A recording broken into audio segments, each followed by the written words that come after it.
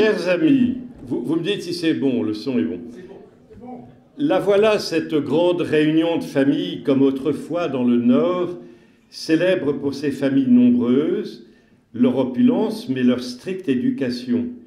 Car il y avait aussi ces grands repas hebdomadaires, voire bi-hebdomadaires, où on était 30 ou 50 de la même famille. Ce soir, toujours et encore, c'est notre cher Nord, et donc la brillante civilisation des Flandres, que nous venons à nouveau évoquer et expérimenter, aujourd'hui à travers une lignée. Car nous sommes ce soir au sein d'une famille emblématique du Nord, les Mottes. Bonjour, chers cousins. Car nous sommes, un épais ouvrage serait nécessaire pour traiter de l'essentiel de l'histoire de cette ancienne, prestigieuse et nombreuse dynastie. Les Mottes ont donné de nombreux prêtres, religieux, religieuses, dont une abbesse des Brigitines de Lille au XVIIIe siècle, des parlementaires, des échevins, maires, députés, des lignées de brillants industriels, des présidents de chambres de commerce, de tribunal de commerce, de nombreux membres de la Légion d'honneur. Plusieurs d'entre eux sont tombés pendant les guerres. C'est Éric Motte, une des mémoires de sa famille et un de ses passionnés promoteurs, qui va nous la présenter et nous en montrer sa philosophie de vie. Cette soirée, à la forte identité lignatique, correspond harmonieusement et curieusement avec le lancement public de l'ALF, Association des lignages de France, sœur bien-aimée et complémentaire de l'ANF, Association de la noblesse française. L'ALF a pour objectif de rendre hommage au lignage traditionnel de France pour leur dévouement au bien commun et donc leur noble comportement. On reconnaît une vraie élite à son dévouement au bien commun qui est son legs principal. L'identité se constitue souvent à travers les siècles autour d'un nom, on le constate, ne serait-ce que ce soir, car l'identité, ça n'est pas politiquement correct, mais c'est une réalité, est avant tout agnatique, c'est-à-dire l'identité du père, du père du père, etc., etc., de tous les porteurs du nom apparentés, descendants du même ancêtre. La science montre cet aspect impérieux de l'ADN. D'ailleurs, une famille n'est-elle pas dite s'éteindre quand il n'y a plus d'héritier mâle? Ne dit-on pas Dieu le Père, etc., etc. Consolider l'identité agnatique apporte puissance, pérennité, harmonie.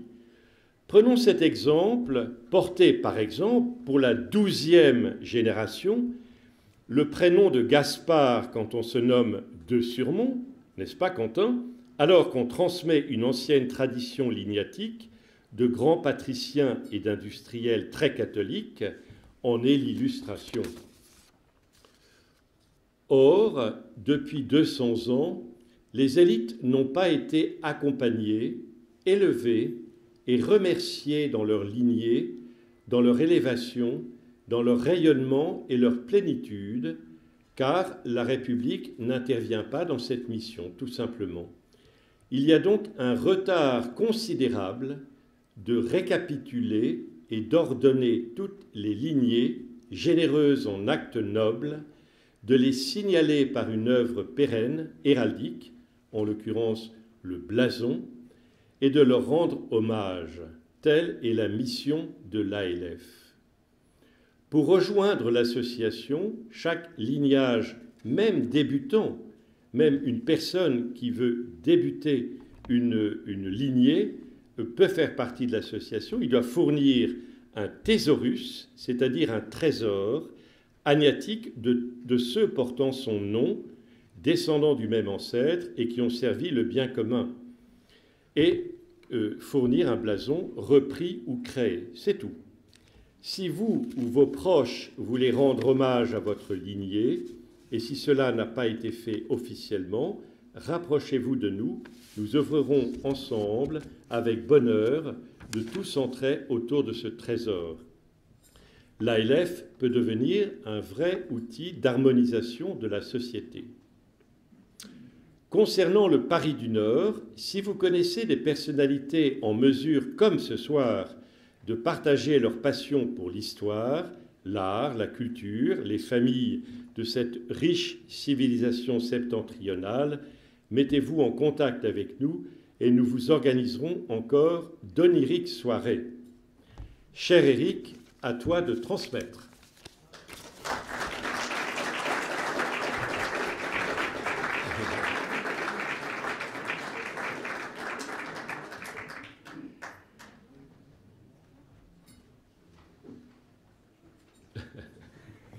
Je te laisse la place, Éric. Hein? Voilà. Bon, ça va, je t'enlève ça, c'est bon? Est-ce que ça va défiler? Ah ben, tu demandes à ton Louis Arnaud.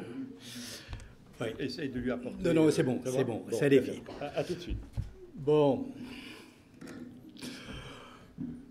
Bah écoutez, comment commencer, je ne sais pas. Ben, je vais quand même me tourner vers Thierry. Pourquoi?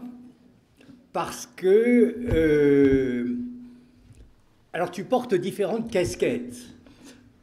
Tu portes la casquette là, du Paris du Nord et tu portes cette nouvelle casquette de l'association des lignages de France. Et en quelque sorte de l'avenir de nos familles. Alors ces deux casquettes me plaisent. Je pense qu'elles sont fortes toutes les deux, et pour elles deux, tu peux être remercié. Et je voudrais donc commencer par te remercier, alors au nom plutôt de ta casquette du club ou l'association du Paris du Nord, dont la vocation, l'objectif, si j'ai bien compris, est de faire connaître à Paris, de rassembler à Paris des apparentés à ces familles et de faire connaître aux Parisiens toutes les beautés ou l'intérêt ou les richesses des familles du Nord. Et de la civilisation des Flandres. Et de la civilisation des Flandres. Voilà, et donc à ce titre, je te remercie d'avoir fait dans cet objectif une petite place aux mottes et aux grandes familles du Nord, parce que je pense vraiment, honnêtement, je tâcherai de vous le dire à la fois avec l'esprit et avec le cœur, que les grandes familles du Nord sont un élément important de la richesse du Nord. Alors je saurais surtout vous parler des mottes. Mais en vous parlant des mottes, je parlerai de ces grandes familles du Nord parce qu'elles se ressemblent toutes. Elles ont partagé les mêmes valeurs, ou elles partagent encore les mêmes valeurs, elles ont vécu de la même façon, elles ont développé les mêmes entreprises. Voilà. Alors, bon, me présentant de mots, je voudrais vraiment, comme on dispose de peu de temps, le faire très rapidement. Bon, moi, je suis un motte de Tourcoing. Un motte de Tourcoing, alors c'est un motte de l'origine des mottes et de l'ensemble des mottes, hein, puisque les mottes sont originaires de Tourcoing. Mais il s'est passé que notre ancêtre commun, l'ancêtre commun des mottes, un ancêtre qui a une part d'arbitraire d'ailleurs, choisi par Gaston Motte, l'historien de la famille. Cet ancêtre, qui s'appelle Jean-François Motte-Clarisse, qui a vécu à la Révolution, a eu un certain nombre d'enfants, il en a perdu aussi beaucoup, et dans ces enfants, il y a l'un des Mottes, il y a Jean-Baptiste, qui est parti à Roubaix épouser une Brédard, d'excellente famille. Mais c'était très nouveau, c'était très aventureux, mais ça a été extraordinairement bénéfique puisque de Jean-Baptiste est née la lignée des Mottes de Roubaix. Donc, dans cette petite affaire, moi je suis resté avec le frère de Jean-Baptiste, qui lui est resté à Tourcoing, qui s'appelait donc Philippe Motte Roussel. Voilà. Et donc, parce que les autres enfants, soit sont restés célibataires, soit ont eu une descendance limitée en nombre et limitée dans le temps. Bon, je ne veux pas trop m'aventurer. Mais donc, aujourd'hui, quand l'on parle des Mottes, on ne doit parler que d'une famille unie, hein, d'une seule et même famille Motte-Clarisse, dont tout descend, l'activité textile, industrielle, les valeurs, la foi, la religion, tout en descend. Et l'on distingue deux branches principales, celle de Roubaix et celle de Tourcoing.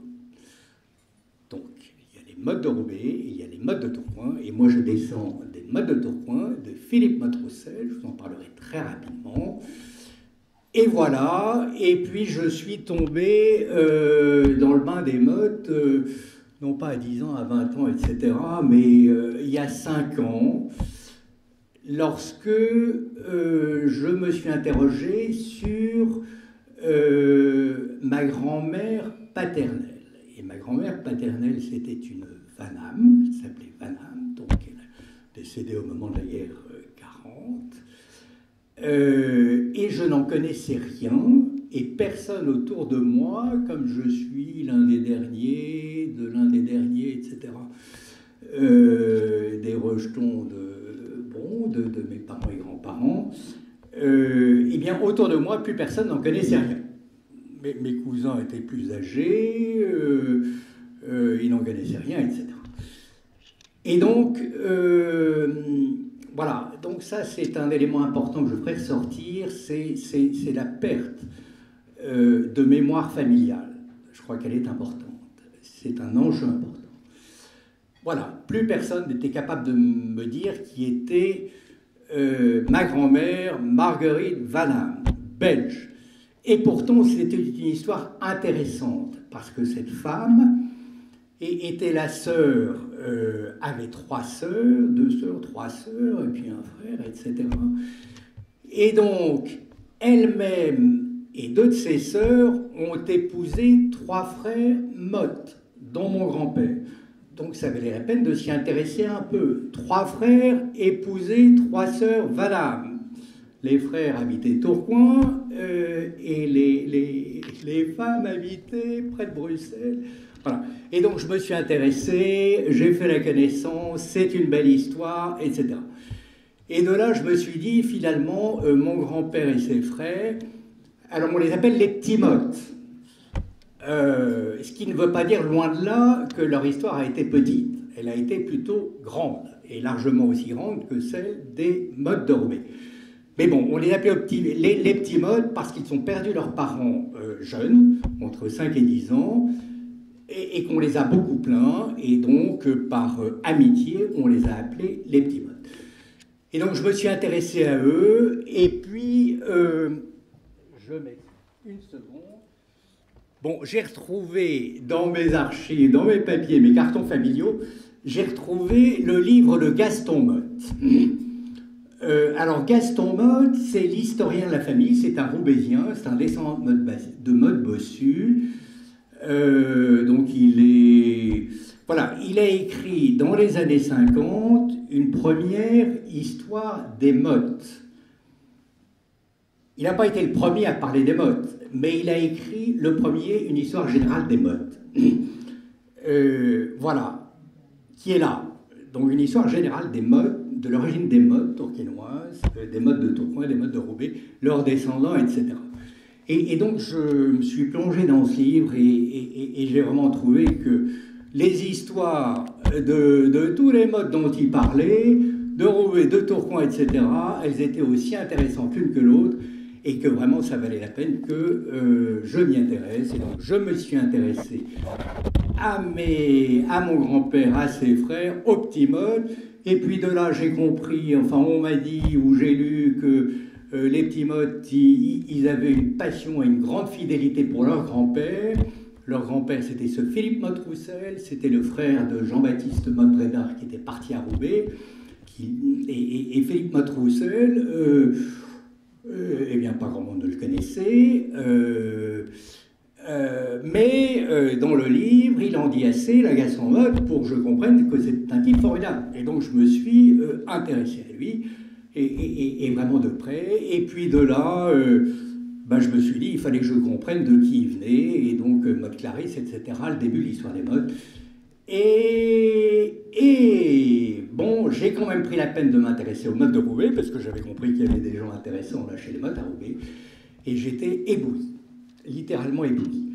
Et donc voilà, et donc si je suis là ce soir, ébloui par l'histoire de, peut-être pas tellement de Jean-Baptiste et Pauline, quoique Pauline, elle a une forte, Pauline Brédard, hein, elle a une forte personnalité, elle a joué un rôle très très important dans la famille. Mais les enfants, les petits-enfants, c'est quelque chose d'exceptionnel. Enfin, Alfred Motte, Louis Motte-Bossu, Eugène Motte, etc., et d'autres probablement, étaient des gens exceptionnels. Donc j'ai été ébloui, et je me suis passionné pour les mottes. Et donc voilà, et c'est la raison pour laquelle je suis là ce soir.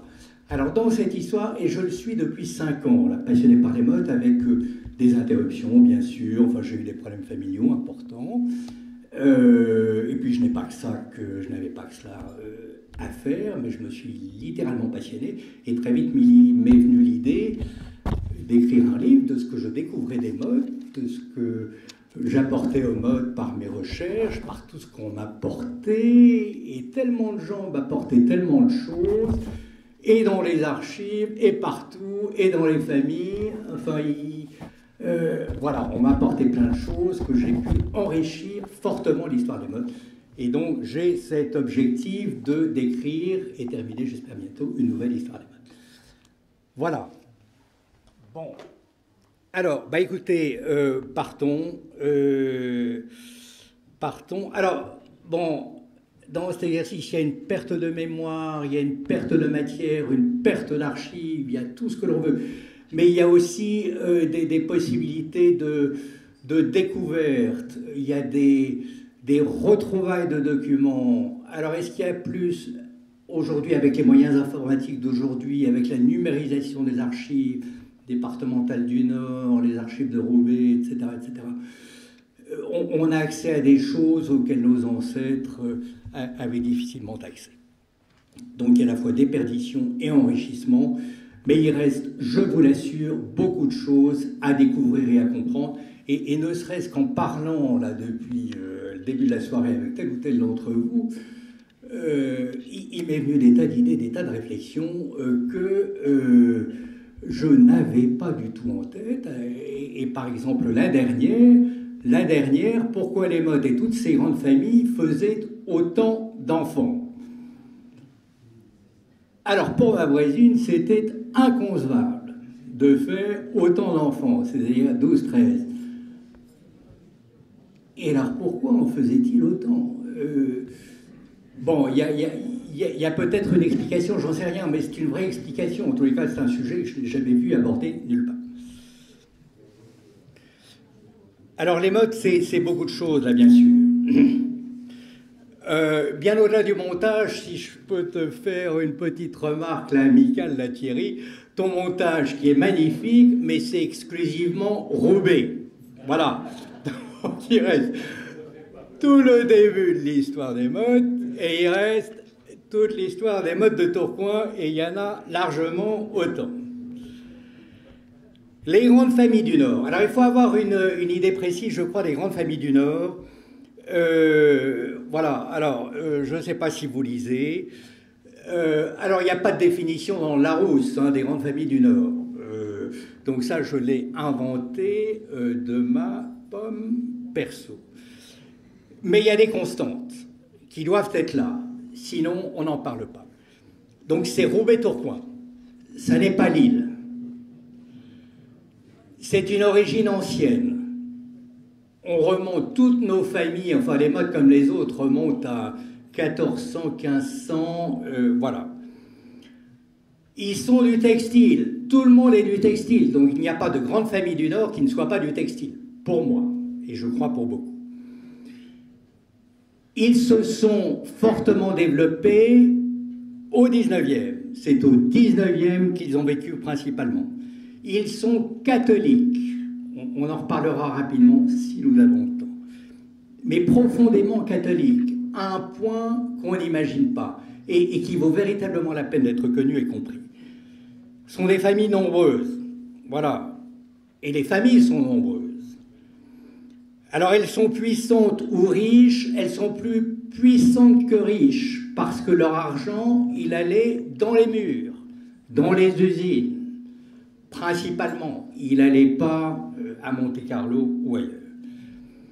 Et ils avaient des valeurs, et ils avaient toutes les mêmes valeurs, et parmi ces valeurs, ils étaient engagés, et ils étaient engagés dans 3 choses, dans l'Église, dans leur ville, totalement, et auprès des pauvres. Enfin, les pauvres, entre guillemets. Hein, seuls, orphelins, etc., etc. Voilà les grandes familles. Lille n'en faisait pas partie de ces grandes familles. Même s'il pouvait y avoir des grandes familles à Lille, que je connais moins. Alors, les tout débuts de l'histoire, donc là, on va passer vite. Donc, les débuts de l'histoire des mottes, enfin de nos mottes, de nous, de moi, c'est Tourcoing, indiscutablement. L'origine du nom, ce sont les mottes de terre, tout simplement, tout bêtement. Alors ces mottes, elles étaient seigneuriales, etc. Elles étaient extrêmement importantes à l'époque. Donc on parle 1300, 1100, 1200, 1300, 1400. Pourquoi? Parce que les Flandres, Roubaix, Tourcoing, etc., ces coins-là, cette région-là, elle était gorgée d'eau. Et donc, il fallait s'en défendre. Il y avait de l'eau partout. Et c'était formidable pour le textile. Mais pour la vie, ça pouvait être difficile. La boue, les inondations, etc. Et donc, habiter autour d'une motte ou habiter sur une motte, eh bien, c'était une chance. Parce que les mottes, donc c'était un refuge, c'était une protection, c'était etc. Et c'était un centre d'attraction et un centre d'activité. Et donc, les mottes... Alors, on n'en a pas de preuves, enfin moi je n'en connais pas, mais ça fait partie de l'histoire commune, c'est bien connu, ils viennent des mottes, ils habitaient sur une motte, sur des mottes, sur une motte, sur des mottes, où ils vivaient autour, etc. Et les preuves que nous avons de la localisation géographique des mottes à Tourcoing, c'est que c'est d'une part l'état civil. Donc l'état civil des paroisses, hein, ce sont les curés qui tenaient l'état civil, eh bien il remonte jusqu'à 1200, 1500, etc. Et c'était Tourcoing. Voilà, ils étaient enterrés et ils naissaient, on les baptisait à Tourcoing. Donc nous sommes de Tourcoing. Et par ailleurs, géographiquement, dans l'histoire, donc il reste, venant de loin, de très loin dans l'histoire, il reste un fief, une seigneurie des mottes. Alors on ne sait pas si des mottes y ont véritablement habité, mais le nom est là, hein, donc il y a une accointance. Et il reste surtout le pavé des mottes. Alors le pavé des mottes, on en parlait, c'est la rue de Gand qui va vers Courtrai. Et donc, les mottes, voilà, se sont développées, établies dans cette région. Mais si on s'appelle motte, eh bien, il y a bien d'autres personnes en France, du fait que les mottes, on en trouve un peu partout, enfin peut-être pas partout, peut-être pas dans le même milieu terrestre, mais on en trouve bien les endroits, en particulier en Normandie, et donc des mottes qui n'ont rien à voir avec nous, on peut en trouver, et on en trouve à Beauvais, en Normandie, du côté de Grenoble, etc., etc. Mais ils sont minoritaires. Donc les mottes, c'est vraiment Tourcoing, et c'est nous. Voilà. Voilà le fief des mottes à gauche, le fief des mottes... Voilà, donc une petite concrétisation de l'origine géographique des mottes. Voilà. Et voilà une carte ancienne. Alors j'ai cerclé en rouge justement les mottes recensées sur ce cadastre, sur cette carte très ancienne de la paroisse de Tourcoing au XIIIe siècle. Et donc nous sommes indubitablement liés. Voilà le centre de Tourcoing. Et voilà le fief des Coutrins et le fief des Mottes qui lui est voisin. Et un autre quartier de Tourcoing qui s'appelle le Boquet, où nous avons des origines. Alors l'histoire sociale des Mottes, écoutez, alors je vais aller aussi vite que possible. Toutes ces grandes familles du Nord, enfin, et comme nous tous, à moins d'être d'origine aristocratique et noble, eh bien nous sommes issus de la plèbe.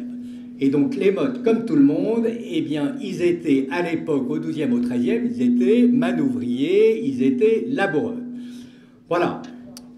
Autour d'une motte ou sur une motte. Et puis ils étaient peut-être un peu plus entreprenants, et puis donc il y avait des marchands de laine, là pas loin, des Flamands, très actifs, qui avaient besoin de main-d'œuvre, et donc ils se sont mis à travailler le textile, et donc ils sont entrés dans le textile.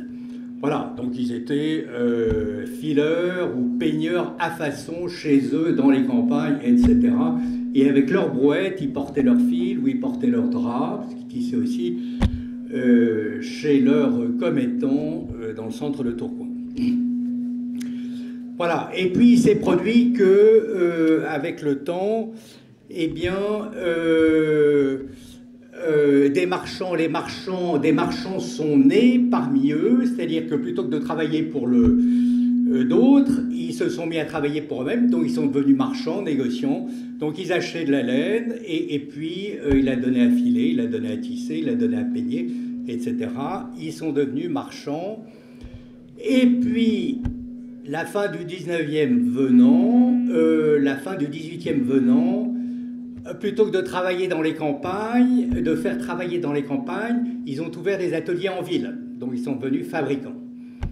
Ils ont ouvert des peigneries, et les peigneries, c'était le triage, le lavage et le peignage de la laine en ville. Et ils faisaient travailler leurs ouvriers dans leur peignerie, ils habitaient leur peignerie, et donc ça c'est un point important de notre histoire. Ces fabricants étaient au contact de leurs ouvriers, et ils connaissaient leur métier. Et de fil en aiguille après cela, dernière étape, donc au début du 19e, donc ils sont devenus industriels, filateurs, et puis le peignage aussi s'est mécanisé, et tout cela sous l'effet de l'arrivée de la machine à vapeur, qui est la grande innovation et la grande révolution, la première révolution industrielle du 19e à Tourcoing. Et dans le même temps, depuis longtemps, eh bien, tous ces mottes, mais même chose pour les Deux-Surmonts, même chose pour les Tibériens, même chose pour tout le monde, ces grandes familles manufacturières de l'Ancien Régime de Tourcoing, eh bien, ils se sont engagés dans la gestion de leur cité. Ils sont mis au service de leur ville de Tourcoing. Et probablement la même chose à Roubaix, mais je n'ai pas étudié Roubaix. Voilà, et donc ils sont devenus échevins, ils sont devenus baillis, lieutenants de bailli, enfin pas baillis, etc. Et ça, sous l'autorité de Lille. C'est Lille à l'époque, au 18e, au 19e, pas au 19e, au 17e, au 18e, qui faisait la loi, qui était le siège de ce qu'on appelle la châtellenie. Et donc c'est Lille qui nommait les baillis, les lieutenants de bailli, à Roubaix et à Tourcoing. Nous étions politiquement sous la dépendance de Lille. Et on le sera aussi automatiquement. Et l'important, là c'est la conclusion de ce petit chapitre, l'important selon Gaston Motte, c'est que, bon, effectivement, assez vite, nous sommes devenus bourgeois, une bourgeoisie échevinale, c'est-à-dire engagée dans la cité, d'origine marchande, on vient de le voir, marchand de laine, nous sommes devenus notables, Mais là n'est pas d'importance selon Gaston Motte. La question qu'il nous pose, c'est, eh bien, que faisions-nous à l'époque et qu'avons-nous fait après de nos activités, du rang qu'elles nous procuraient, des responsabilités que nous avions dans la cité, qu'avons-nous fait de notre nom? Voilà les vieux métiers de la laine. Là, ce sont une illustration. On peignait la laine, les ouvriers, à façon, peignaient la laine dans leur jardin, mais ça n'a pas duré très longtemps parce que, eh bien, leurs enfants, il leur arrivait malheureusement de tomber dans ces cuvelles où l'on lavait la laine. Et là, à droite, là, vous avez le grenier d'un atelier de fabricants, de marchands fabricants, comme l'ont été Motte du Forêt, Motte Clarisse, nos ancêtres. Et les premiers métiers affilés, et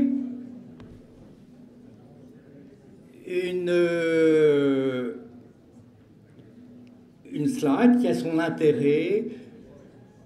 Je vous parlais des ateliers. Le patron habitait l'atelier, les ouvriers travaillaient dans son atelier maison. Eh bien, ce qui était intéressant de noter à l'époque, c'est au 18e, donc à la fin du 18e, bon, la Révolution. Eh bien, si vous le voyez, là vous voyez peut-être à l'écran Jean-François Motte, notre ancêtre Motte Clarisse, marchand de laine. Hein, c'est en 1796. Et à côté, vous aviez la servante, probablement à la même adresse. Et la maison voisine, c'était une fileuse. Et la maison encore d'à côté, c'était un peigneur. Donc à l'époque, tout le monde était mélangé et vivait ensemble, patron et ouvrier. Et c'est important. C'est important parce que c'est de là, c'est une valeur ou une habitude qu'ont gardé nos ancêtres. Ils sont restés proches de leurs ouvriers, proches de leur personnel. On le retrouvera. Les premiers ancêtres connus, les premiers modes connus et les ancêtres, on ne va pas pouvoir en parler, mais il faut distinguer les porteurs du nom et nos ancêtres. Et les premiers porteurs du nom que l'on connaît, ce sont, vers les années 1450, Jehan et Jacquemin Motte. Et Jehan et Jacquemin Motte ont été condamnés au bannissement pour avoir secouru, voulu prendre la défense d'une de leurs nièces, 1450. Cette nièce, je n'en sais plus le prénom, vivait entre guillemets dans le péché chez un cordonnier qui était le voisin de ces Mottes, qui était marié, qui avait des enfants. Et donc, cette personne, leur nièce, était sa maîtresse. Et elle ne le supportait plus. Et elle a demandé l'assistance de son oncle, de ses parents. Ses parents l'ont abritée, l'ont mis en sécurité. Elle voulait changer de vie, sortir du péché. Et puis, bien entendu, le mauvais, le cordonnier, etc., s'en est offusqué, les a menacés, ils se sont retrouvés dans la rue, ils se sont battus, et les Mottes, Jehan et Jacquemin, ont estourbi ce cordonnier en question. Ils l'ont tué, purement et simplement. Et donc ils ont pris peur, ils sont enfuis, ils ont été rattrapés, emprisonnés, et ils ont été jugés ou rejugés dans le cadre d'un jugement de rémission, et ce jugement de rémission leur a valu la liberté parce qu'ils avaient agi et tué pour une bonne cause. Mais on ne sait pas si ce sont des ancêtres à nous. Au moins, ils portaient le nom, et il est possible que la recherche aidant, eh bien, on détermine que l'on vient également d'eux, c'est bien possible. Auquel cas, ce serait, pour les mottes, nos premiers héros. Voilà, alors nos premiers ancêtres connus, répertoriés, c'est 1505. Et puis un peu plus tard vient Pierre Motte du Forêt, marchand, qui a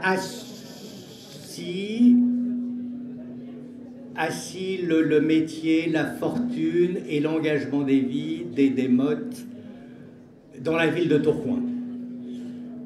Et donc notre ancêtre choisi par Gaston Motte, Jean-François Motte-Claris, donc en était l'un des enfants et il a hérité à la naissance déjà d'un rang, déjà d'une fortune et d'un métier, la laine, le peignage de la laine. L'acte de décès de Jean-François. Alors,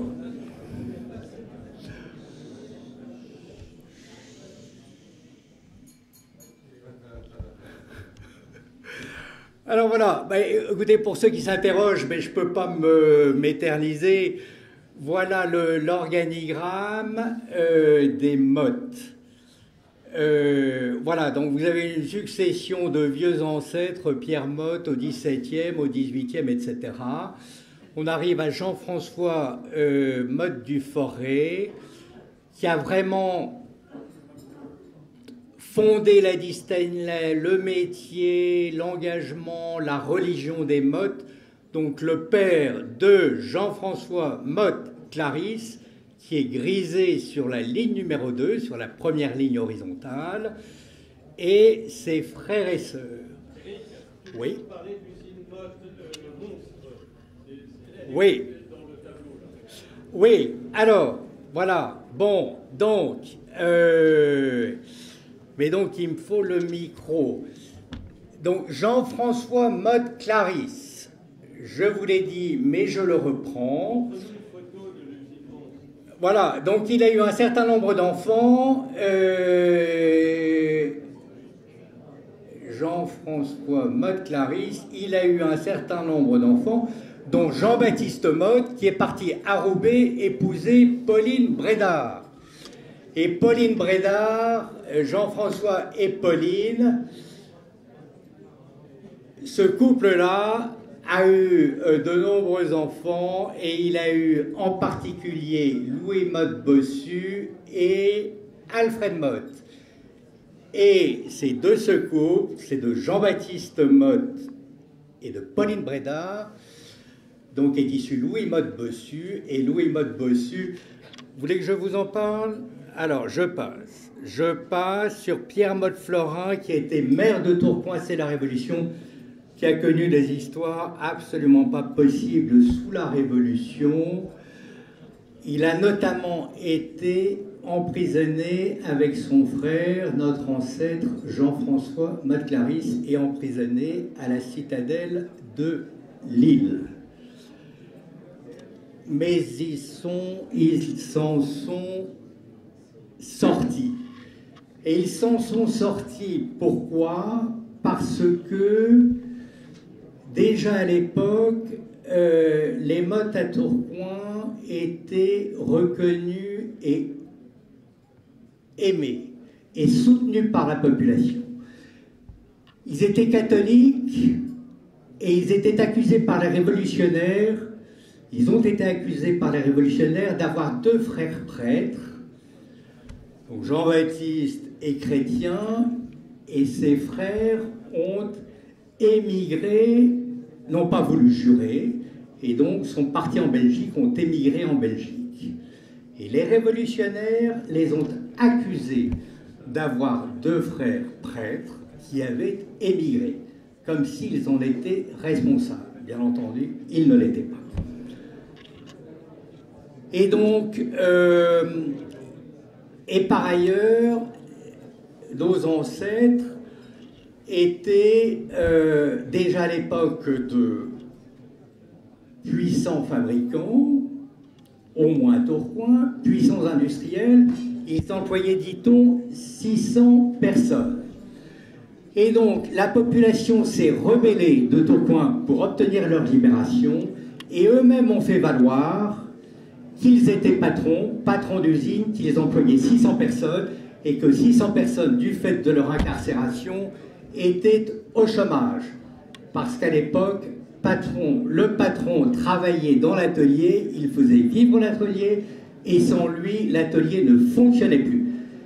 Et dans leurs ateliers, ils fabriquaient des bas pour les armées. Et donc les armées révolutionnaires, du fait de leur incarcération, eh bien, n'avaient plus de bas. Et donc ils ont été libérés, c'est toute une histoire. C'est l'histoire de Moll Florin qui a été maire de Tourcoing à l'époque, qui a vécu des aventures pas possibles, et de notre ancêtre, son frère, Jean-François Moll Clarisse. L'ancienne mairie de Tourcoing. Où est-ce que j'en suis en termes de temps? 17 minutes. J'en suis à 17 minutes et j'ai droit à 40 minutes. Quoi? Plus que 17 minutes, je pense. 17 minutes. Ça va. Mais parle-nous surtout de l'usine monstre, des choses fortes comme ça. Parce que là c'est très historique, c'est très passionnant. Parle-nous de l'usine monstre et de la vie de famille, par exemple. Tu vois. D'accord. D'accord.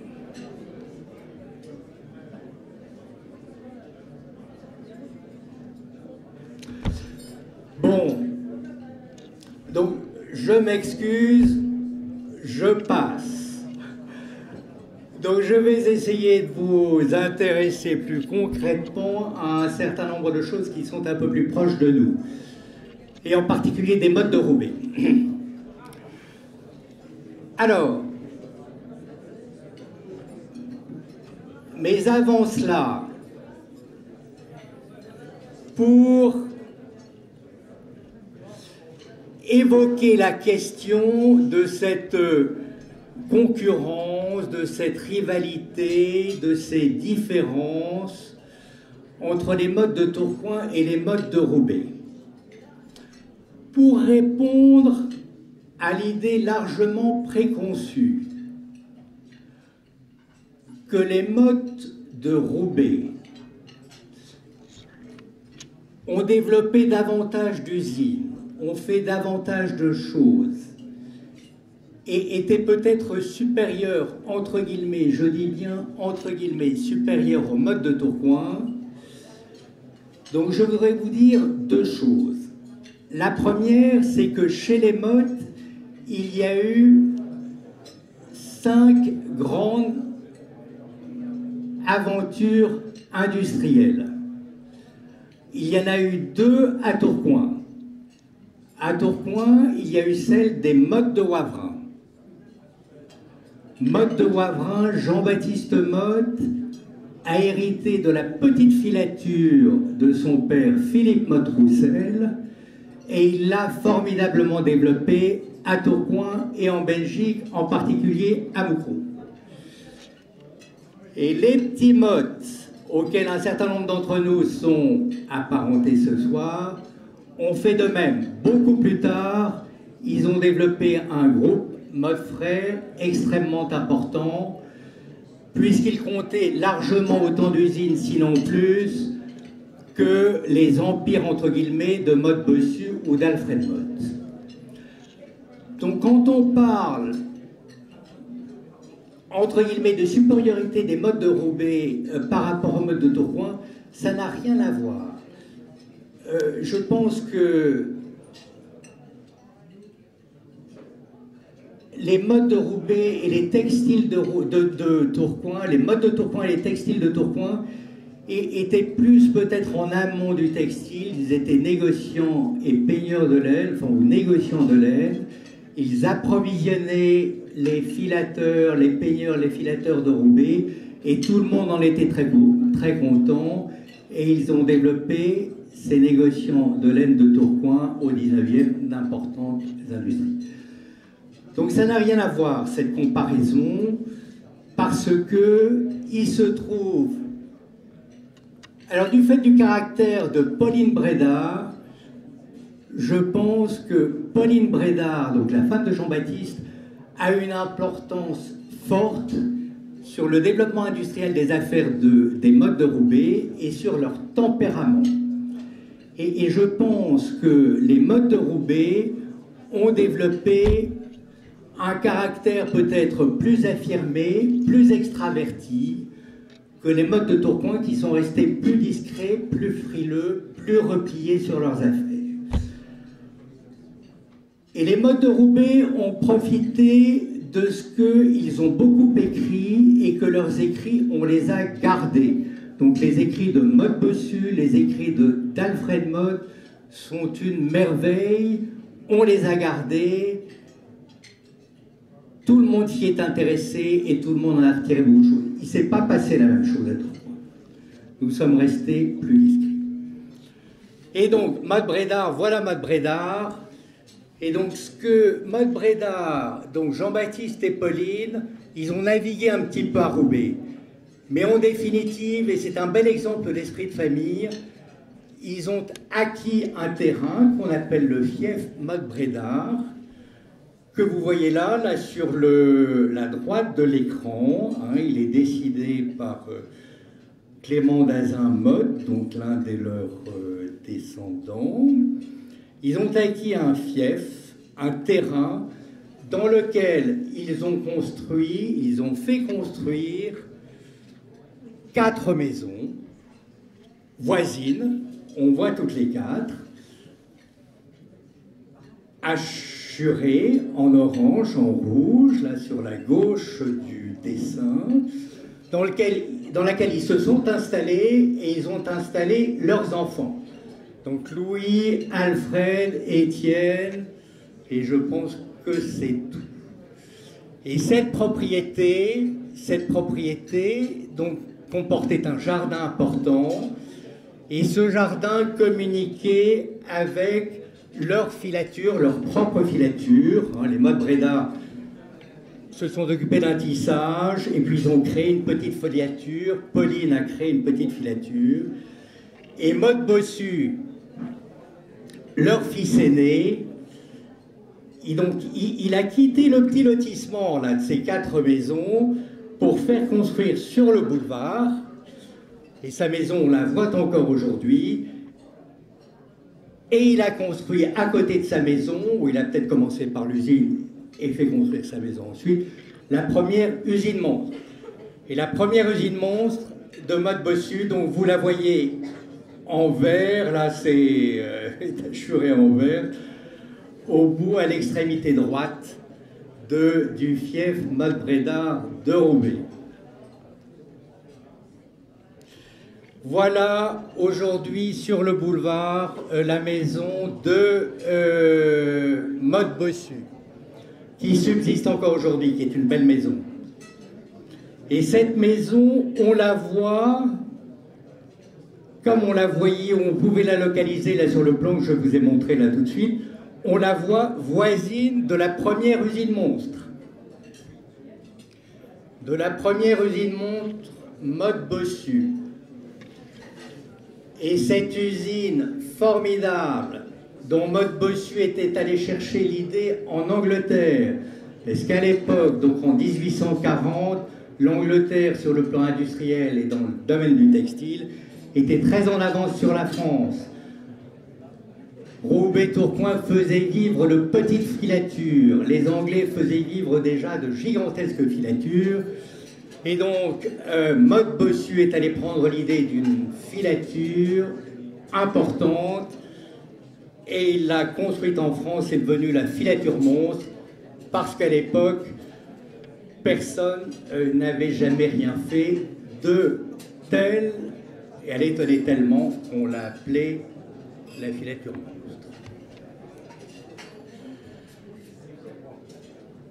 Et cette filature monstre, Maude Bossu a brûlé une première fois. En 1845, du jour au lendemain, en pleine nuit ou en début de matinée, Maud Bossu a été anéantie. Mais les Mottes, comme leurs confrères, portant d'autres noms, étaient des gens d'un optimisme à tout crin, d'une volonté à tout crin, et je crois qu'elle leur venait d'ailleurs de leur foi, de leur religion. Ils ne se laissaient pas abattre, disait-il. Maud Bossu a été abattu 24 heures, il le dit lui-même, et le lendemain, poussé par sa mère, Pauline Brédard, une femme extraordinaire, il s'est dit, ils se sont dit, on va refaire la même chose, on va reconstruire la filature, une même filature, au même endroit, mais cette fois-ci, nous la protégerons techniquement contre le risque d'incendie, qui était très élevé à l'époque dans le textile. Et donc, ils ont fait cela. Maud Bossu a construit au même endroit une deuxième filature. Et cette deuxième filature monstre, dont on n'a pas de photo, on n'a pas de gravure, je crois, Bertrand, hein, je ne le crois pas, enfin, je n'en suis pas sûr, enfin, moi, je ne l'ai pas ici. Eh bien, elle a à nouveau brûlé 20 ans après. Mais Maud Bossu avait pris ses précautions. Il avait acheté des terrains de l'autre côté du canal de Roubaix. Il y avait bâti une annexe de sa filature monstre. Et puis donc il s'est replié, il n'a pas reconstruit la deuxième filature monstre, il s'est plié de l'autre côté du canal. Il a aménagé, il a agrandi cette filature annexe, cette petite filature. Et de fil en aiguille, il a construit la filature Maud Bossu que l'on connaît aujourd'hui et dont je voudrais vous montrer des photos si je la... Alors mes diapos sont un peu mélangés et donc je ne vais pas la retrouver.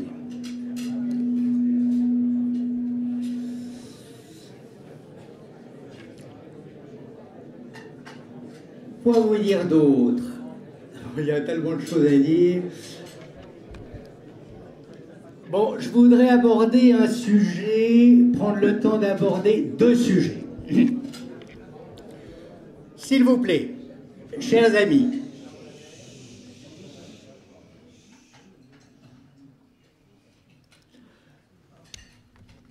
deux sujets, donc je le fais sans mes notes, ou je me lance. Alors, le premier, c'est leur foi. Leur foi chrétienne, leur foi catholique. Ah, donc elle vient de loin, hein, elle vient de l'Ancien Régime, etc. Chez Maud Clarisse, elle était déjà très exprimée. Très exprimée. Maud Clarisse, sa femme Marie-Ursule, recommandaient à leurs enfants, dont Jean-Baptiste Maud Brédard, je veux dire la plus grande foi, de la prière pour ses parents, de la prière pour leurs ancêtres. Elle leur disait, vous allez fêter Noël, mais vous fêtez la religion à Noël. Vous fêtez votre Dieu, vous ne fêtez pas les cadeaux, ou l'équivalent de l'époque. Ils étaient profondément religieux. Et cette foi ne s'est pas diluée avec le temps, je pense même qu'elle s'est renforcée. Donc Maud Bossu était d'une très grande foi. Ses frères et sœurs l'étaient aussi. Alfred Motte l'était formidablement. Et Alfred Motte l'a exprimé et l'a expliqué.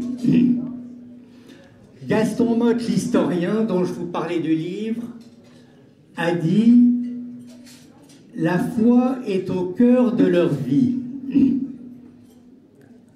est au cœur de la vie des Mottes. » C'est assez lourd de dire ça. Et qu'est-ce qu'il faut en comprendre? Et donc j'y ai réfléchi un peu. Je me suis promener attentivement dans les lettres d'Alfred Motte et je pense avoir compris ce que Gaston Motte voulait dire par là. Et ce qu'a écrit Alfred Motte. Gaston Motte a voulu dire que leur foi guidait leur vie, les guidait sur le chemin à prendre. Il a voulu dire aussi, je crois, que cette foi, leur foi, tournée vers le bien, leur apporterait le bonheur, serait une garantie de bonheur. Et enfin, il a voulu dire bien sûr que leur foi et que Dieu, face au malheur, les protégerait, serait un rempart et les aiderait à se surmonter. Et Alfred Motte le dit. Alors, je ne vais pas chercher dans mes papiers, dans mes notes, mais il le dit à ses enfants et il le dit à ses parents. Et je crois que tout vient de là. Il se réfère au psaume 127. Et le psaume 127 dit ceci. Ceux qui bâtissent leur maison sans Dieu le font en vain. Ceux qui travaillent et qui vivent sans Dieu vivent en vain.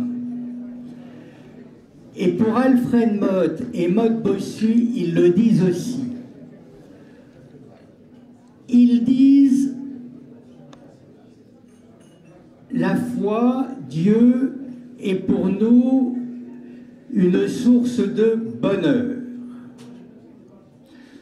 C'est-à-dire par le bien qu'ils font, et ils en faisaient beaucoup, par la façon dont ils avaient de diriger leurs usines, humainement, proches de leurs ouvriers, très proches de leurs ouvriers, et bien de cette façon-là, d'une part, ils trouvaient leur bonheur, mais ils trouvaient également la prospérité et le bonheur matériel. Alfred Motte dit clairement: la foi, ma foi, m'apporte le bonheur, mais comprenez aussi le bonheur matériel. Il faut comprendre aussi le bonheur matériel. Et un petit exemple encore qui me frappe, il y en a d'autres qui seraient plus faux. À un moment, il s'en prend à ses enfants en racontant les mariages heureux, celui dont il sort, entre les Dazin et les Mottes, et celui qui s'annonce, etc. Et il leur dit... eh bien, ces ménages, ces foyers, ils craignaient Dieu. Il le dit infiniment mieux que je ne le dis, parce qu'il avait une écriture et un style absolument formidable. Et il leur dit, bah, écoutez, si vous faites de même, si vous faites de même, si vous vous mariez, alors bon, c'est un petit côté un petit peu péjoratif, mais de craindre Dieu et de vivre suivant les lois de Dieu. Si vous faites comme ces ménages, si vous vous mariez entre catholiques, eh bien vous aurez le même bonheur en ménage et la même réussite dans vos foyers. Et il y a d'autres exemples de ce type. Et dans le malheur, oui, il y a un autre cas qui me vient. C'est hier. Motte Bossu était proche du baron Seyer, des Vosges. Le baron Seyer, qui, chez nous, là, dernièrement, donc, avait pour descendant le patron du MEDEF, Ernest Antoine Seyer. C'est la même lignée. Et donc, Motte Bossu était proche de Seyer. Et ils avaient beaucoup de relations, des relations d'affaires, etc. Et le baron Seyer a été reçu chez les Motte Bossu, à Roubaix. Et il y a passé 2 jours formidables. Il a été reçu, il a vu la famille, il a vu l'unité de la famille, il a vu la joie dans la famille en question. Et il leur a écrit pour les remercier, et il leur a écrit, eh bien écoutez, j'ai compris que si vous réussissez aussi bien dans les affaires, c'est à votre famille, c'est à votre unité familiale, c'est à la joie qui vient de vos familles, qui en ressort, mais c'est aussi à votre foi que vous le devez, au bien que vous faites. Voilà, donc la foi pour eux était source de bonheur, et dans le malheur, elle était source de réconfort, et source de confiance, et volonté de repartir de l'avant. Et Dieu sait qu'ils ont été éprouvés.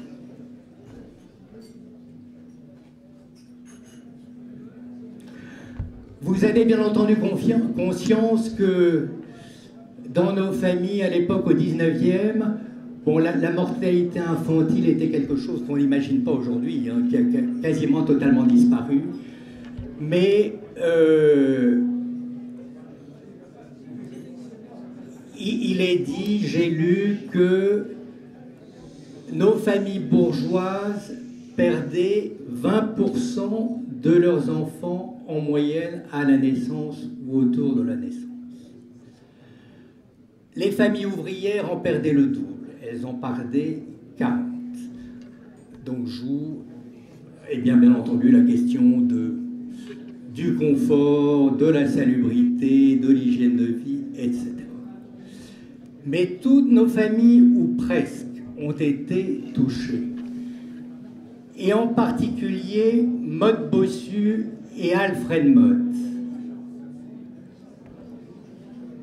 On n'imagine pas, on a du mal à imaginer sans les lire, parce qu'ils en ont témoigné dans leurs lettres du malheur qu'a pu représenter pour eux, au milieu de leur succès et de leurs difficultés aussi dans leurs affaires, la perte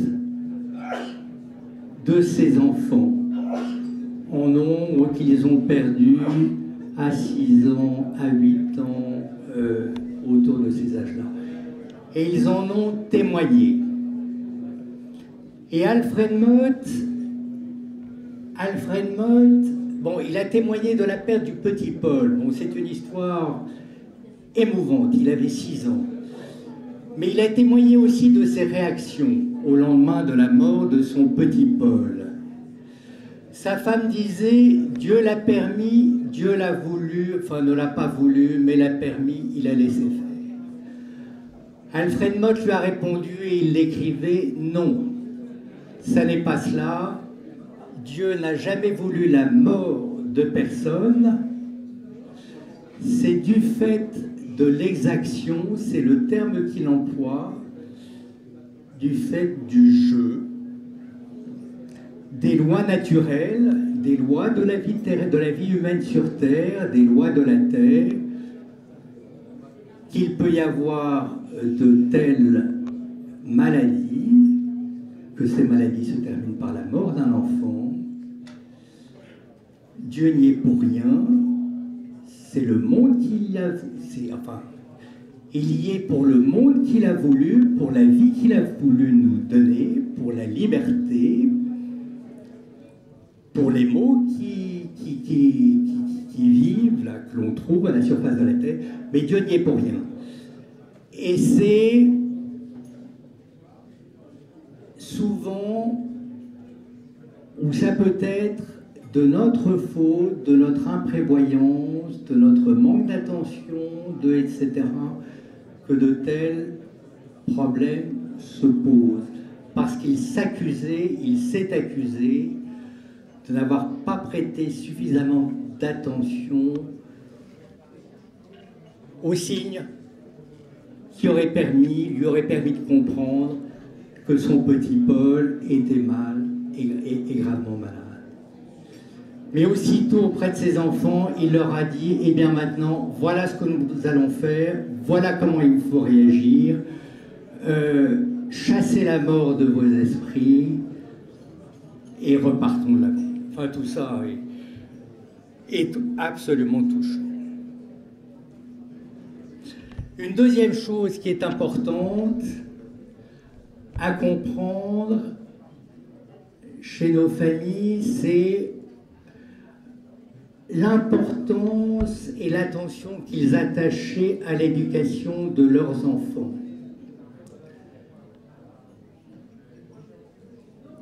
une importance absolument considérable. L'objectif de Maud Bossu et d'Alfred Motte, ça n'était pas de produire des bacheliers ou de produire des universitaires. Les études étaient encore relativement peu poussées à l'époque. C'était de former des hommes. Et former des hommes à l'époque, eh bien, ça n'était pas les laisser dans la vie et le confort de la vie de famille à Roubaix et à Tourcoing, c'était les envoyer en pension. Et donc la plupart de nos enfants, enfin les enfants de nos familles à l'époque, passaient l'école communale, passaient l'école primaire, étaient envoyés en pension. Dans un certain nombre de collèges, les plus réputés, bien entendu tous religieux, et c'était pour eux, bien entendu, très dur, souvent, parce qu'ils étaient coupés de leur famille, ils pouvaient être coupés de leur famille pendant longtemps. L'une des filles de Maud Breda, je crois que c'était Adèle, s'est plaint un beau jour auprès de sa mère. Je ne supporte plus la vie de pension. Ça fait 1 an que je ne vous ai pas vu. Venez, venez me voir, sinon je crois mourir. Et sa mère lui a répondu, eh bien ma fille, si vous devez mourir, eh bien là où vous êtes, chez les Bernardines d'Ekermes, etc., il ne peut rien vous arriver de mieux. Enfin, vous êtes au cœur de la foi et de votre religion. Enfin, ils étaient d'une dureté formidable. Mais en même temps, et par ailleurs, et c'est pour répondre à... Là, j'improvise un peu, là, me semble-t-il, pour répondre à la question qui était posée de l'importance du nombre des enfants que nous avions là dans les familles, que les parents avaient, 10, 12, 15, ça n'était pas rare. Et bien en même temps, donc leur objectif principal, Alfred Motte, Maud Bossu, Eugène Motte, donc ça n'était pas de former de grands esprits. De toute façon, les études qui étaient disponibles à l'époque, en particulier sur le plan scientifique, dont ils reconnaissaient l'importance, et étaient peu développées, c'était donc de former des hommes. Et une fois qu'ils étaient formés, c'était de leur retrouver, surtout de leur dire de ne pas aller beaucoup plus loin dans leurs études, parce qu'ils en avaient besoin dans leurs usines.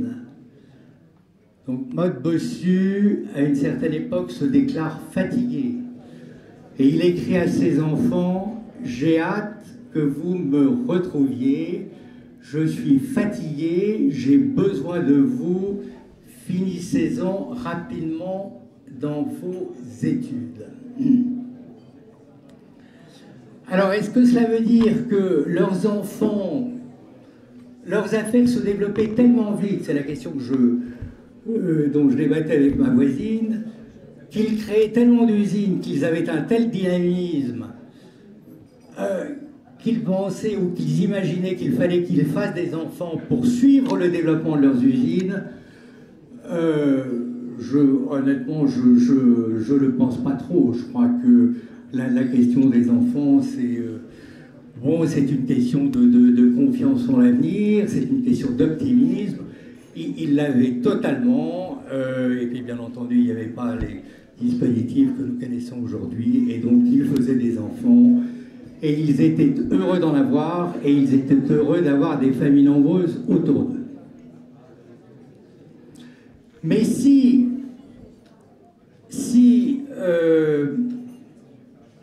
leurs enfants ne poursuivaient pas trop d'études, parce que leurs enfants ne leur souhaitaient pas trop, par contre, il leur fallait pour faire carrière et entrer dans les usines de leurs parents et rentrer dans leurs affaires, il leur fallait une connaissance du métier. C'était l'une des règles d'or de la réussite des Mottes et des autres familles, c'était la connaissance du métier. Leurs ancêtres vivaient sur leurs machines, vivaient avec les ouvriers, ils connaissaient leur métier sur le bout des ongles. Eh bien, Motte Bossu, qui est allé chercher l'exemple des Anglais pour construire l'usine montre, l'ensemble des Mottes aux affaires, Motte Bossu, Alfred, etc., et les petits Mottes, tous partaient à l'étranger se former dans les meilleures usines et tous partaient rechercher à l'étranger, en Angleterre et en Allemagne, les recettes techniques et les techniques les meilleures pour développer à leur tour leurs usines. Voilà. La foi, l'éducation, les valeurs, bien sûr, sont indiscutablement à l'origine de la réussite des Mottes et bien entendu à l'origine de leurs engagements totaux, nombreux, chez eux à Tourcoing et chez eux à Roubaix. Et le meilleur exemple qu'on en ait, c'est celui d'Eugène Motte, qui était un type absolument formidable, dont la fidélité à ses parents et à son père, Alfred Motte, était telle qu'il en venait à dire avec ses frères: il ne s'agit pas de maintenir ce qu'a fait notre père, il s'agit d'ajouter des rayons à sa gloire. Donc il s'agit de faire plus et de faire mieux. Et Eugène Motte l'a fait dans les affaires, puisqu'il est, avec quelques autres de Roubaix, l'un des premiers patrons à avoir ouvert des usines à la fin du XIXe siècle en Russie et en Pologne qui était à l'époque sous souveraineté russe. Et c'était une initiative rare. Et c'est une initiative, ce sont des investissements, ce sont des usines qui ont magnifiquement prospéré, qui ont fait de l'argent au 19e. Il y avait en particulier cette usine, la tchécoslovaque, ah ben la voilà, la tchestokovienne, la voici à droite, qui était cette grande usine qu'Eugène Motte, avec ses frères, hein, il n'était pas seul, il faisait équipe avec ses frères, sauf que l'un d'eux est mort assez jeune, donc il a continué avec l'autre. Une usine qui employait 6000 ouvriers en Silésie, au sud de la Pologne actuelle. Et ils en ont ouvert des tas d'autres qui ont prospéré. Et bien entendu, en 40, déjà en 17, avec la révolution russe, ils ont perdu leurs usines russes. Et en 40, avec dans le partage de l'Europe et la conquête des communistes et l'occupation par les communistes d'une partie de la Pologne, de l'Allemagne, etc.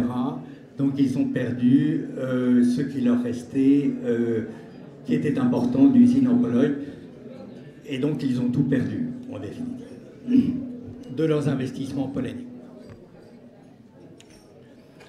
Une belle preuve de l'engagement municipal d'Eugène Motte et de ses réalisations, c'est l'hôpital de la Fraternité à Roubaix, qui a été l'un des premiers hôpitaux à s'ouvrir, sinon le premier à s'ouvrir et à ouvrir à Roubaix. Et il l'a fait il a trouvé le moyen de le réaliser parce que jusqu'à présent, pendant les 10 années qui avaient précédé, tout le monde voulait d'un hôpital à Roubaix, mais personne ne réunissait l'argent. Et lui, sur son nom, sur son engagement, sur la force de sa parole, il a organisé une souscription publique et les Roubaisiens ont répondu et ils ont permis la construction de l'hôpital de la fraternité. Et on l'appelle de la fraternité pour cette raison-là, c'est que l'ensemble de la population s'y est mis. Et Eugène Motte, dans les œuvres sociales, donc à l'époque, pendant la guerre, eh bien, il dirigeait, il présidait le comité de Roubaix de la Croix-Rouge. Oui, écoute, il faut que je termine. Voilà. En 4 minutes. 4 minutes. D'accord. Bon, voilà. Bah écoutez, je suis désolé. Là, j'ai été un petit peu désordonné. Je n'ai pas pu suivre le fil de... Mais c'est ma faute. Parce que j'ai collecté tellement de sujets, que je n'ai pas su, enfin je n'ai pas eu le temps à vrai dire, de les organiser, de les resserrer pour faire quelque chose d'un peu plus cohérent. À titre d'illustration, nous sommes en train, ce que nous avons, nous les Mottes aujourd'hui, l'idée, le projet dont vous parlera Louis Arnaud, de voir ce que l'on peut faire demain ensemble, nous les Mottes. Bien entendu, notre passé textile glorieux du 19e a disparu. Les grandes familles du Nord ont largement ou totalement sur le plan industriel disparu, sauf peut-être les Mulliers, mais qui sont d'une ancienneté peut-être un peu moindre que les Mottes, que les Prouvost, etc. Et donc on se pose cette question et depuis quelques mois, nous tâchons de réaliser des choses ensemble. On s'est rassemblés à Tourcoing, tous les Mottes, venus de Tourcoing, de Roubaix, d'Armentières et d'ailleurs. Nous étions 120. Bien entendu, nous avions réuni un infime pourcentage du nombre que nous étions, puisque nous sommes probablement autour de 15 000 aujourd'hui. Mais c'était un premier rassemblement général des Mottes. Voilà, et c'était important et on a passé une bonne journée et tout le monde a eu plaisir à se retrouver et je crois que c'est important pour l'avenir. Donc le plaisir que l'on a à se retrouver en famille au sens large. Non pas le frère, les sœurs, les cousins, les oncles, les tantes, etc. Mais les Mottes, les Prouvost, les Tibériens de tous horizons et de toutes villes. Nous avons restauré la tombe de notre ancêtre Motte à Tourcoing. Nous l'avons fait, cela, il y a 1 an déjà. Et nous avons entrepris la restauration de la tombe de Motte Brédard à Roubaix, de Jean-Baptiste et de Pauline, ô combien symbolique, ô combien importante. Parce que, il nous a semblé que c'était important que les chefs de file des Mottes de Roubaix retrouvent une tombe en bon état. Jean-Baptiste et Pauline, on leur devait bien ça. Et cette tombe, on en était presque arrivé jusqu'à oublier son emplacement.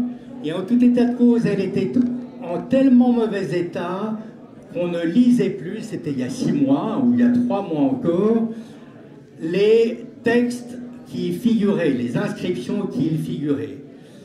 Et à titre de dernière illustration de la foi des Mottes, de ce qu'elle représentait pour eux, je vous livre le dernier message, je vous montre à l'écran le dernier message de Jean-Baptiste et Pauline sur leur tombe à l'intention de leurs enfants. Alors je ne sais si vous arrivez à lire. Je vous les lis. Mais c'est édifiant. Ça paraît difficile à croire aujourd'hui. Jean-Baptiste à ses enfants. Ô vous que j'ai tant aimé sur la terre. Donc il s'adresse à Motte Bossu, il s'adresse à Alfred Motte, il s'adresse à Adèle, il s'adresse à Étienne. En priant pour moi, vivez toujours de manière que nous puissions nous voir tous réunis dans le ciel.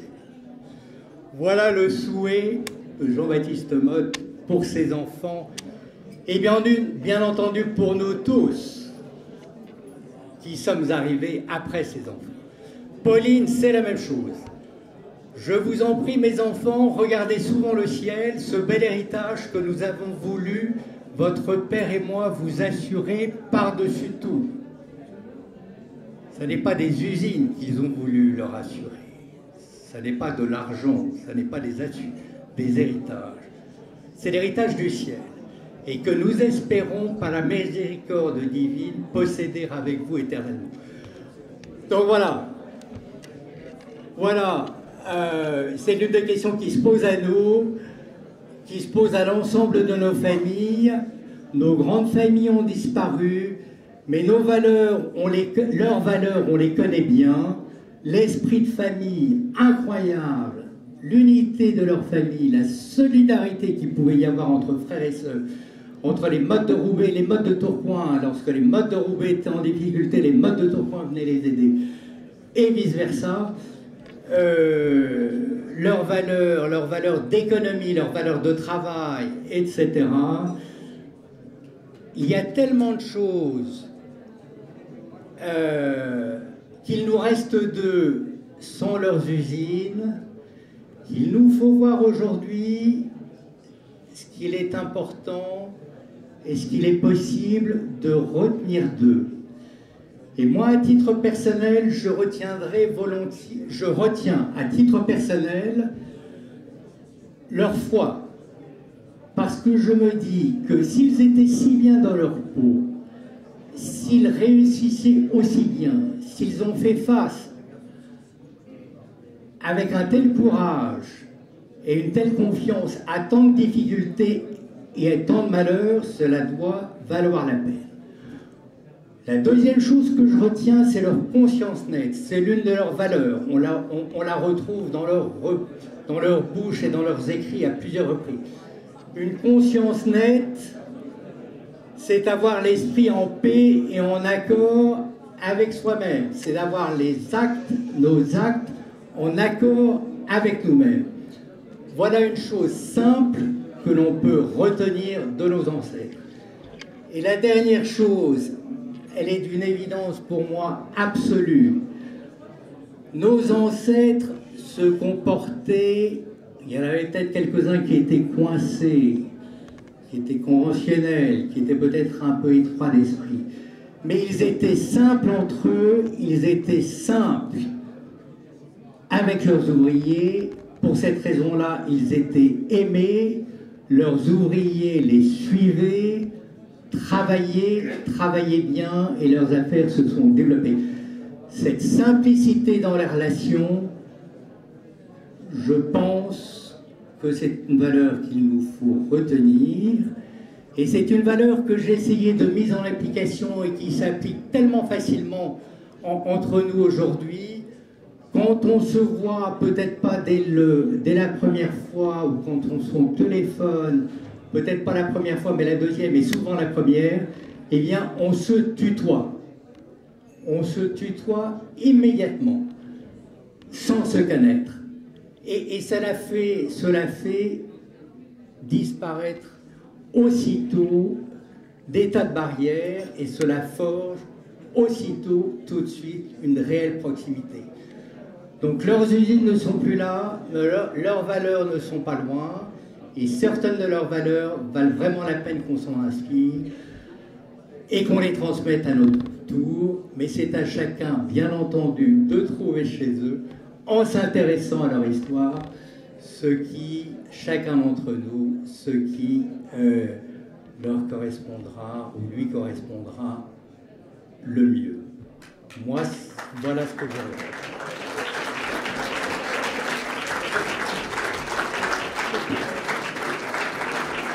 Et alors,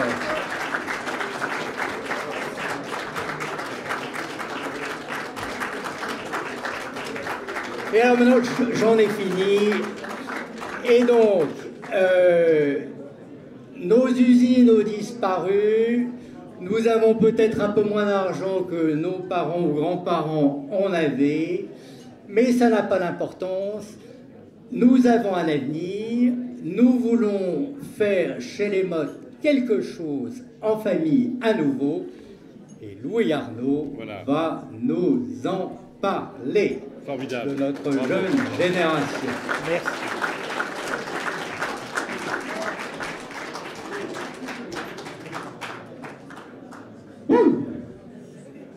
Merci.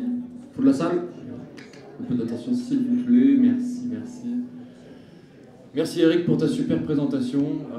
Je veux dire, ça me fait un grand plaisir, un grand honneur de voir notre famille, notre illustre famille mise en avant ce soir dans ce magnifique salon.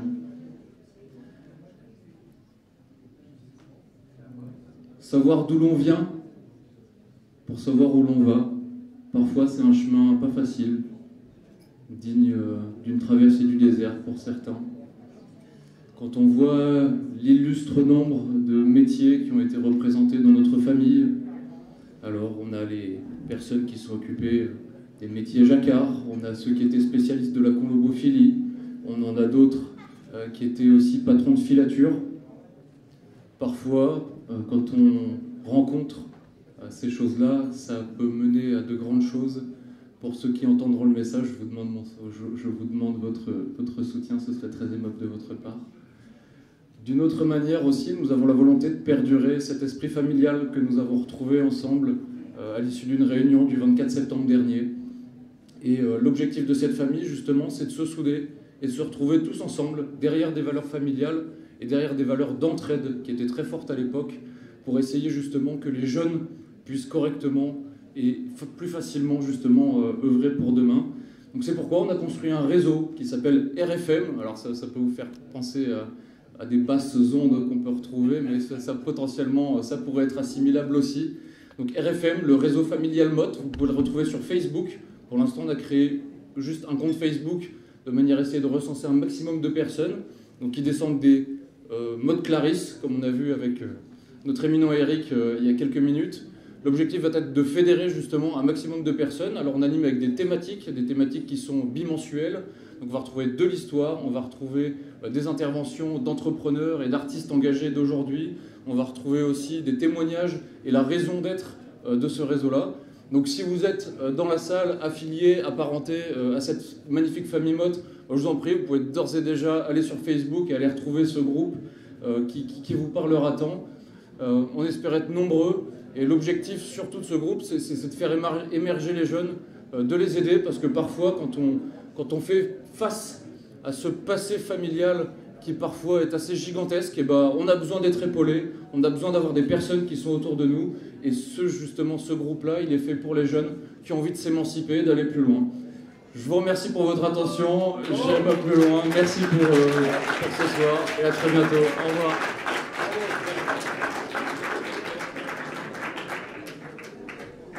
Je rappelle rapidement, c'est Réseau Familial Mottes, RFM. Ah d'accord. Bon, on arrête. Vas-y. Bon, donc je vous ai parlé de Gaston Motte, donc qui a écrit cette première histoire générale des Mottes, en 1950, Les Mottes. Bon, il se trouve que je l'ai fait rééditer là à 2 reprises et qu'il me reste quelques exemplaires. J'en ai bien entendu la garder, là, quelques-uns pour moi, mais j'en ai apporté 4. Donc j'ai 4 exemplaires de l'histoire des Mottes de Gaston Motte à vous céder, à vous proposer aujourd'hui. Donc venez me trouver là si vous le voulez. Voilà. Pour apprendre les Mottes et vous situer parmi les Mottes, ce livre est essentiel et il est passionnant. Merci infiniment Eric pour ce cri du cœur qui est en même temps une synthèse dans le temps. On remonte loin et on arrive surtout à ces valeurs qui ont été parfaitement définies par Eric, et qui constitue, je pense, le lien invisible entre tous les apparentés et qui est certainement une des caractéristiques de ces familles du Nord. Donc, merci beaucoup, Éric, de nous avoir donné, c'est vraiment un don, tout cela ce soir. À bientôt. Attends.